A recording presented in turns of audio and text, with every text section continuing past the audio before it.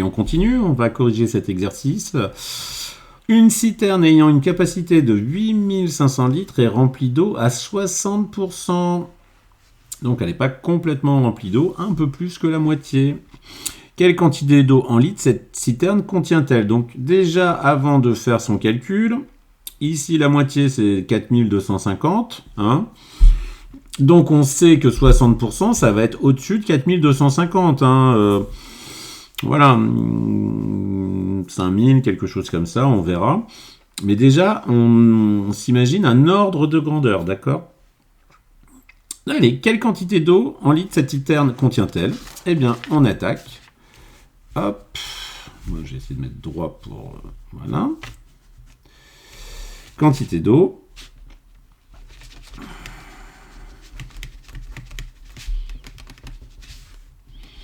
Donc de la citerne. Donc on a 60% de 8500 litres. Alors 60%, je peux l'écrire comme ça, 60 centièmes, 60 sur 100, fois 8500 litres.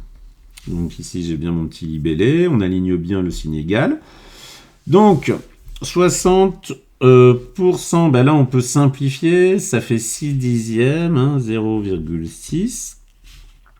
On met en écriture décimale fois 8500 litres. On prend sa calculatrice. On fait son petit calcul. Hop, je le fais en même temps que vous. Et ça nous fait 5100 litres. D'accord? Donc vous voyez déjà, bon, on se dit, on avait calculé l'ordre de grandeur, on savait que c'était un peu plus de la moitié. Bon, on est sûrement dans le vrai. D'accord? Donc la citerne contient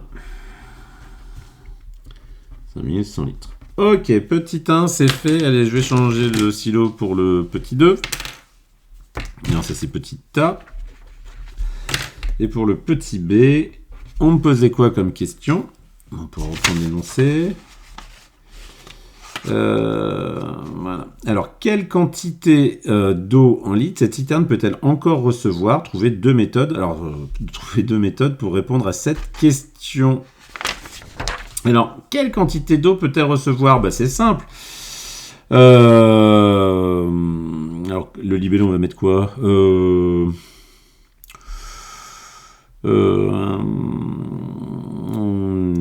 bloque un petit peu. Eau...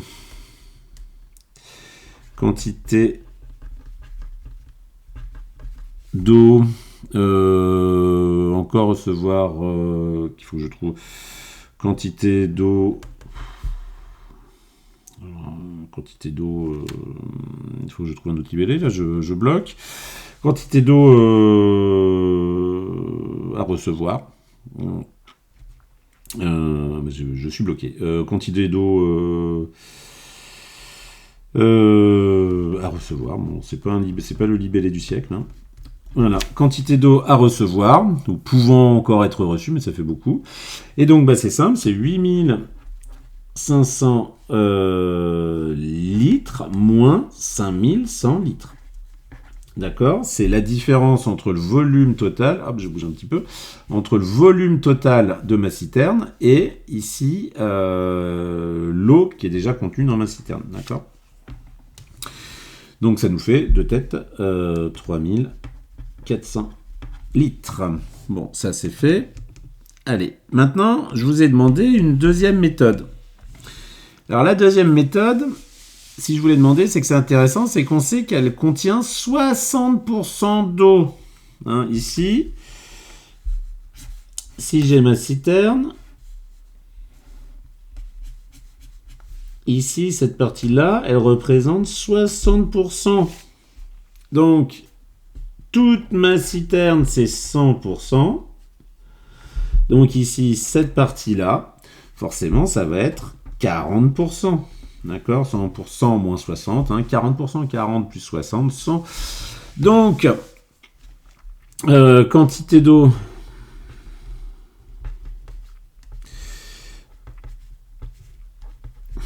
à recevoir, encore désolé pour ce libellé, mais voilà. Je n'ai pas de meilleur libellé à proposer tout de suite. Alors, c'est quoi? Alors, ça va être 40% du volume de ma citerne. Alors, 40%, je peux refaire cette méthode-là. 40 sur 100, 40 centièmes, fois donc, le volume de ma citerne, 8500 litres. Donc ici, ça me fait 4 dixièmes fois 8500 litres. Hop, voilà, vous voyez plus, donc je remonte mon petit papier.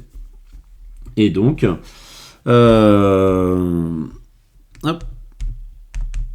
je prends ma calculatrice et forcément, je vérifie, mais j'obtiens vraiment la même chose, 3400 litres. Donc ici, on a nos deux méthodes qui nous permettent de calculer l'eau que la citerne peut encore recevoir.